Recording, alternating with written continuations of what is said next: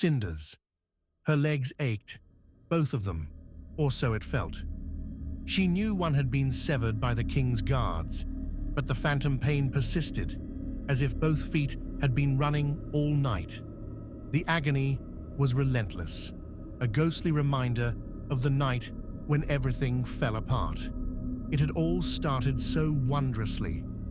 Hazel, once a forgotten girl in a quiet corner of the kingdom, had dared to sneak into the grand ball. The royal palace, resplendent in gold and crystal, took her breath away. She marveled at the opulence, the glittering gowns, and the laughter that echoed through the hallowed halls. Her stepsisters and mother twirled on the dance floor, oblivious to her presence. The men, preening in their flamboyant attire, looked as ridiculous as she had imagined. But the ladies, they were stunning, adorned in silks and jewels that made Hazel's heart ache with envy. She whispered a quiet thanks to her godmother, whose sweet, comforting voice echoed in her mind. "My dear Hazel, never let anything stand in your way. You are destined for greatness." As she hid behind a grand column on the mezzanine, drinking in the splendor, she suddenly caught the eye of him, the prince. His gaze locked onto hers, and she felt a jolt of electricity. He was different from the rest, regal yet approachable. His eyes, filled with curiosity and a touch of mischief, made her feel seen in a way she never had before. Before she knew it, he had sought her out, drawn by the mystery of the girl hiding in the shadows.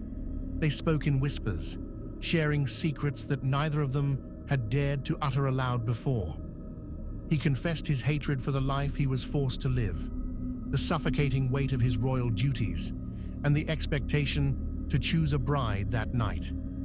She understood his anger, the simmering frustration that mirrored her own struggles.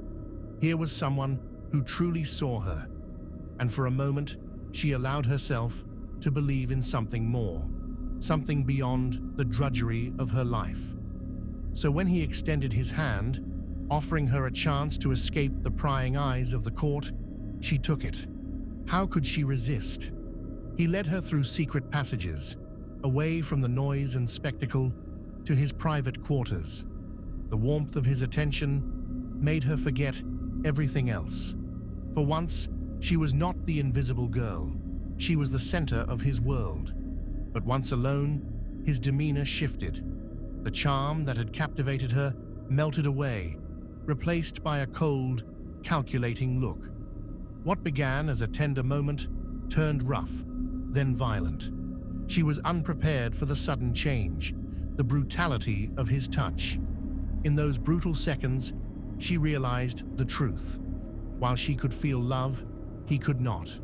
She was merely a distraction, an amusement in his otherwise tedious life. She screamed, pushing him away with all her strength, and fled in terror.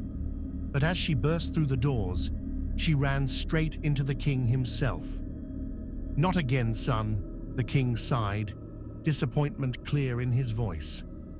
"I thought you were past these childish games."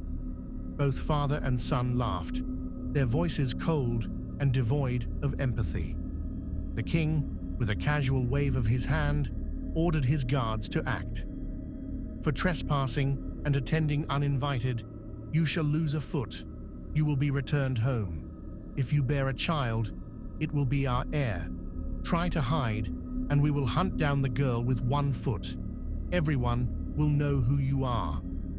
The pain was excruciating, but the agony in her heart was worse.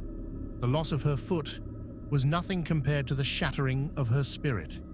She had been naive, foolish enough to believe she could be more than what the world told her she was. Now she was broken, physically and emotionally. As she was dragged away, her vision blurred by tears, Hazel heard her godmother's voice one final time, soft but insistent. "Hazel, turn around 3 times and find me." In her despair, she did as she was told, hobbling on her remaining foot. She turned once, then twice, and with the third turn, she stepped into the fire, a fire that had been burning deep within her, waiting for this moment. The flames engulfed her, but she felt no pain. Instead, there was a sense of release, of transformation. The cinders of her old life fell away, leaving behind something new, something powerful. Hazel had been reborn, no longer the timid girl who had dared to dream, but the embodiment of her godmother's magic, fierce and untouchable. She would never again be at the mercy of kings or princes.